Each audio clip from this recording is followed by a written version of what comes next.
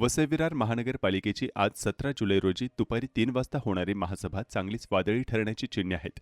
एका बाजूला प्रशासनाने नागरिकांवर पाणी दरवाढीचे ओझे टाकण्याचा निर्णय घेतल्यानं संतापाची लाट उसळली आहे, तर दुसऱ्या बाजूला गेल्या आठवड्यातील भीषण पूरस्थितीमुळे नागरिकांना भोगाव्या लागलेल्या हाल अपेष्टांवरून विरोधक सत्ताधारी आणि प्रशासनाला कोंडीत पकडण्याच्या तयारीत आहेत.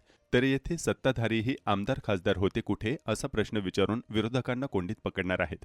पाणी दरवाढीचा विषय आज महासभेत चर्चेसाठी येणार असून नियमित आणि पुरेसा पाणीपुरवठा करण्यात अपयशी ठरलेल्या प्रशासनाने नागरिकांवर आर्थिक बोजा लादल्याचा आरोप विरोधकांकडून केला जात आहे. यासोबतच अतिवृष्टी दरम्यान शहरातील रस्ते, सखल भाग आणि वसाहतीमध्ये साचलेले पाणी, विस्कळीत झालेले जनजीवन, अपुरी आपत्कालीन यंत्रणा, मनुष्यबळाचा अभाव आणि पूरनियोजनातील त्रुटी यावरही प्रशासनाला जाब विचारला जाणार आहे.